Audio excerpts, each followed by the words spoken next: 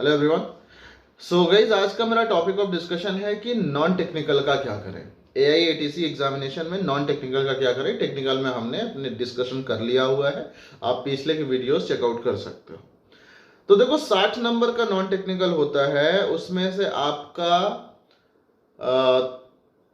20 number का English, 15 का quants, 15 का रीजनिंग और 10 का जीके होता है। वन बाय वन करके करें। पहले अपन क्वांट्स और रीजनिंग की बात करते हैं। तो क्वांट्स और रीजनिंग ये मान के चलो कि SSC वाले जो लेवल होता है ना, उससे कम होता है। तो आप क्या करो कि पास्ट ईयर के AIATC के कितने पेपर हो गए, देखो ध्यान से बताता हूँ तुम्हें।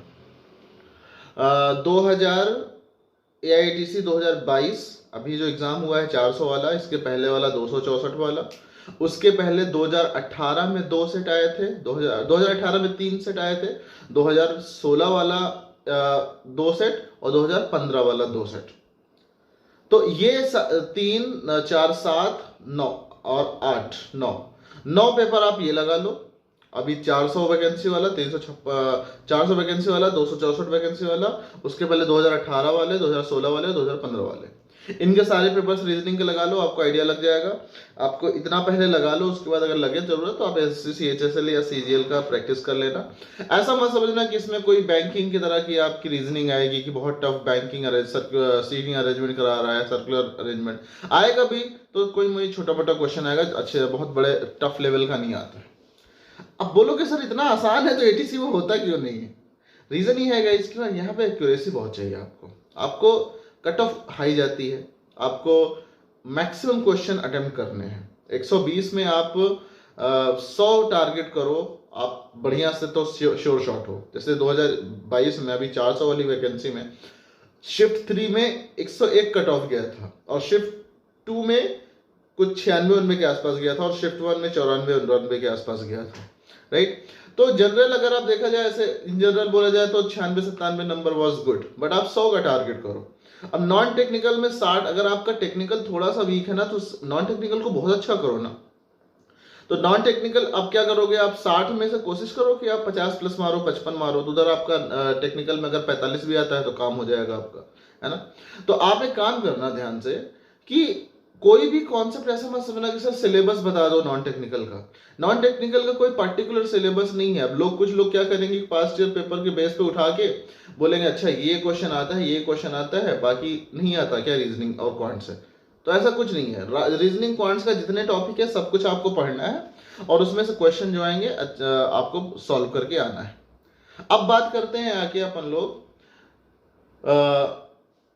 जनरल क्वांट्स का हो गया, रीजनिंग का हो गया, दोनों सेम चीजें हैं। आपको पिछले पेपर्स जो सॉल्व कर लो, और उसके बाद जो है आप कहीं से भी आप अगर आपको और लगता है तो आप CGL और CHSL के पास्ट ईयर के पेपर्स लगा लो, है ना। बैंकिंग वाले मत लगाना, क्योंकि बैंकिंग में रीजनिंग अच्छी आती है, नहीं तो वैसे जरूरत भी नहीं है हमको। अब दूसरी बात है कि इंग्लिश 20 नंबर का आता है, जिसमें कि तुम्हारा वो एक्टिव पैसिव वॉइस और डायरेक्ट इनडायरेक्ट स्पीच भी आता है। तो अब इसमें क्या करना है, इसको अच्छे से पढ़ लो। इंग्लिश के सारे टॉपिक, जैसे पैसेज वाला हो गया, पैसेज वाला नॉट श्योर कभी आता है, कभी यू कांट से कि कुछ आएगा, मतलब जरूरी नहीं है कि वो आएगा ही आएगा, बट आ भी सकता है, नहीं भी आ सकता है।